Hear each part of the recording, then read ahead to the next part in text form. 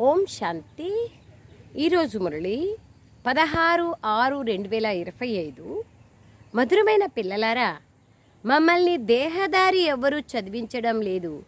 అశరీరి అయిన తండ్రి శరీరంలోకి ప్రవేశించి విశేషంగా మనల్ని చదివించేందుకు వచ్చారు అనే సదా సంతోషంలో ఉండండి.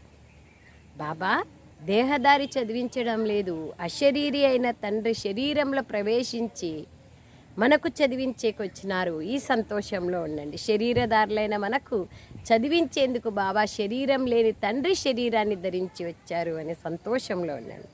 ప్రశ్న: పిల్లలైన మీకు జ్ఞానం యొక్క మూడవ నేత్రం ఎందుకు లభించింది?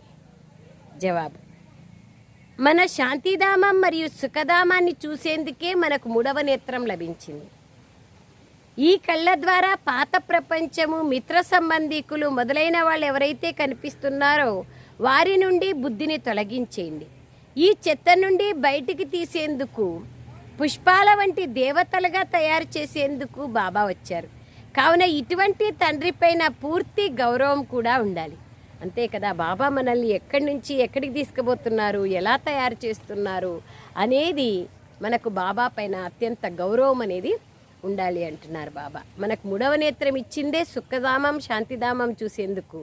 ఈ పాత ప్రపంచాన్ని, మిత్ర సంబంధికుల్ని చూస్తూ కూడా ఎవరైతే కనిపిస్తున్నారో వాటన్నింటి నుంచి బుద్ధి యోగాన్ని తొలగించండి. ఈ చెత్త నుంచి బయటికి తీసేందుకు, పుష్పాల్లాగా తయారు చేసేందుకు బాబా వచ్చారు. కాబట్టి బాబా పైన పూర్తి గౌరవం ఉండాలి. సారం: వికర్మల నుండి రక్షించుకునేందుకు బుద్ధి యొక్క ప్రీతిని ఒక్క తండ్రితోనే జోడించాలి.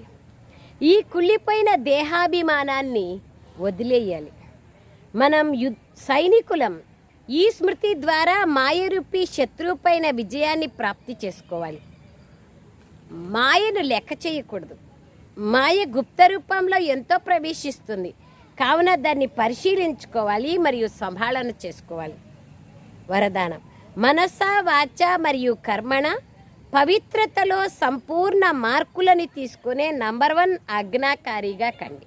మనస, వాచ, కర్మణ పవిత్రతలో సంపూర్ణ మార్కులను తీసుకునే నంబర్ 1 ఆజ్ఞాకారిగా కండి. స్లోగన్: సంబంధ సంపర్కాలు మరియు స్థితిలో లైట్గా ఉండండి. దినచర్యలో కాదు, దినచర్యలో ఫుల్ బిజీగా ఉండాలి. కానీ సంబంధ సంపర్కాలు మరియు స్థితిలో లైట్గా ఉండాలి, సరళంగా ఉండాలి. అది బాబా అంటున్నారు. ఓం శాంతి. పిల్లల కోసం శివ భగవాన్ వాచ. శివ భగవంతుడు సత్యమైన తండ్రి అని తప్పకుండా అంటారు బాబాని.